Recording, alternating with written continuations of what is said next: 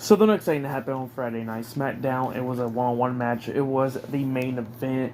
It was Riddle versus Sami Zayn one-on-one. Paul Heyman was watching this match from ringside. Now, if Sami Zayn wins, Riddle will be barred from SmackDown forever. And then if Riddle wins, he will be facing against Roman Reigns next week on Friday Night SmackDown for the undisputed WWE Universal Championship. So, yeah.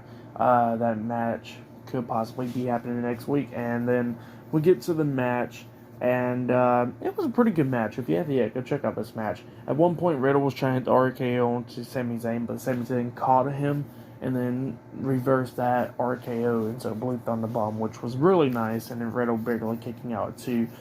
And then Sami Zayn, he was doing pretty good. At the ending, he hit the exploder suplex on the Riddle in the corner, and then he was setting up for the Hoover kick. But when he was running for the Hoover kick, he gets hit with RKO, runs right into RKO, and then gets pinned for the 3 count. So yeah, Riddle defeated Sami Zayn tonight on Friday Night SmackDown. That's what happened.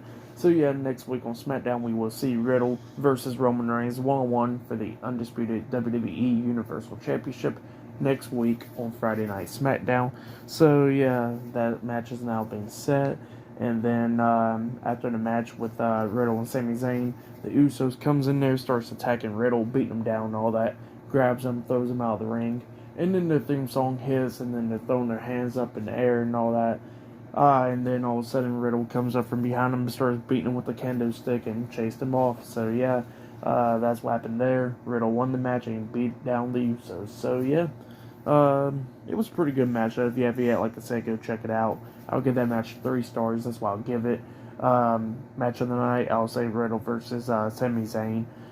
Drew McIntyre versus Sheamus was pretty good, but like I said, I hate when matches ends and countouts and disqualifications and all that. It was great that Gunther won the Intercontinental Championship because, you know, WWE wasn't doing nothing for the IC title or Ricochet. So yeah. Ronda Rousey versus Shotzi was okay. Shotzi was doing damn good in that match. Ronda Rousey was, you know, sluggish and all that in the ring.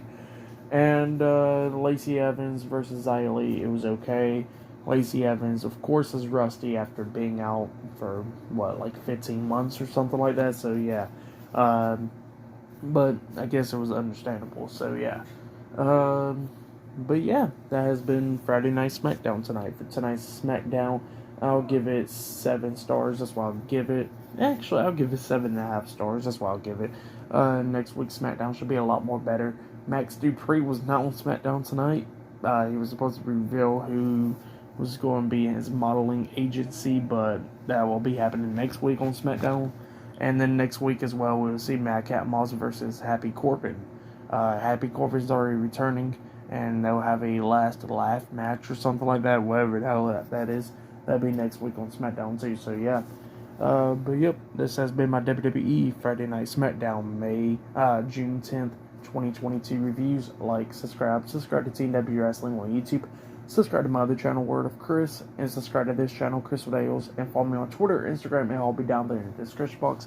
And I'll see you guys later for this Monday's Monday Night Raw reviews. See you guys later. Until then.